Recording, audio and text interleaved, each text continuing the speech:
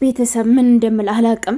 ሀይሚ ሆስፒታል ገብታለች። እንግዲህ ሀሰን አሟታ ላይ ከዚህ ከቡታጀራ መውጣት አለባት ምናምን ብሎ ሊያወጣት ሲል ሀቡና እነ ፍፄ ምናምን ደርሰው እንዲሁም ቡርኬ ሆኖ ደርሰው አስቀርተዋቸዋል ማለት ነው። እና በጣም ያሳዝናል። ከምር በጣም በጣም ነው ያዘንኩት። እኔ ከምሬ ነው የምነግራችሁ። በጣም ነው የደበረኝ። ሀይሚ እንደዚህ ሁና ማየት አልፈልግም። እኔ የሀይሚን በቃ ሀይሚ አለባት ይሄ ደማነስ ምናምን እንደዛ ነገሮች አለባት፣ ብዙ ጭንቀት አለባት። እኔ በውስጤ ብዙ በሽታዎች አሉብኝ፣ ብዙ የሚያጨናንቁኝ ነገሮች አሉ፣ እንደዚህ ጭንቀት ሲሆን የሚነሱብኝ ብዙ ነገሮች አሉ ብላ ከዚህ በፊት ተናግራ ነበረና እኔ እንጃ አላቅም። ብቻ እግዚአብሔርን ሀይሚ በጣም ነው ያሳዘነችኝ። ከምሬን የምነግራችሁ በጣም ከሚባለው በላይ ማለት ነውና ነገሩ በጣም ያናዳል። በጣም እንትን ይላል ምናምን የሆነ ስትረስ ውስጥ ያስገባቸዋል ምናምን እንደገና ሞር ስትረስ ውስጥ ያስገባት ትናንት ቡርኬ ህፃኗን በማቀፉ ነው።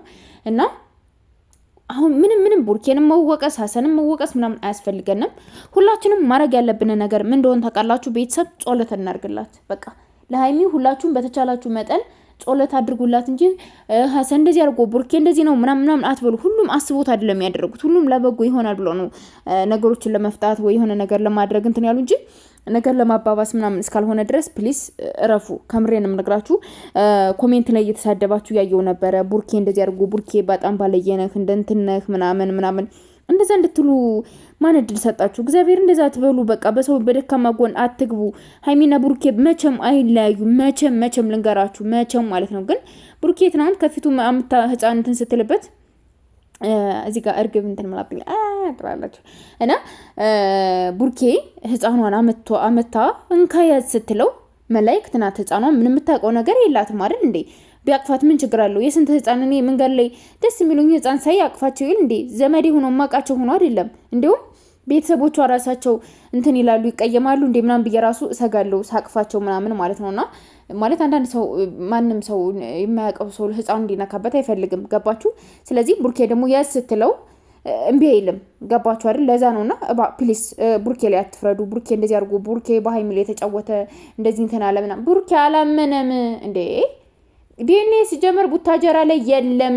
የውሸት ዲኤንኤ ነው። ያን ወረቀት ሊያሳምን አይችልም። ግን እዩ ሆን ብላ ነገሩን ለመጥበጥበጥ የሀይሚና የቡርኬን ህይወት ለማበላሸት ሆን ብላ ስለሆነ ያደረገችው ይሄ ነገር እዛ ጋር እንዲሆናለች። አዲስ አበባ ለምን እምቢ አለች?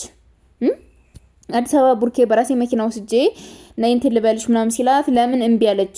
በቃ እሷ የደበቀችው ነገር የነሱን ህይወት ለማፈለስ እንጂ ሌላ ነገር ፈልግ አይደለም። ገባችሁ? የሀይሚና የቡርኬ ቅናት ስላለባት የነሱን ህይወት ማመሰቃቀል ስለምትፈልግ ብቻ ነው።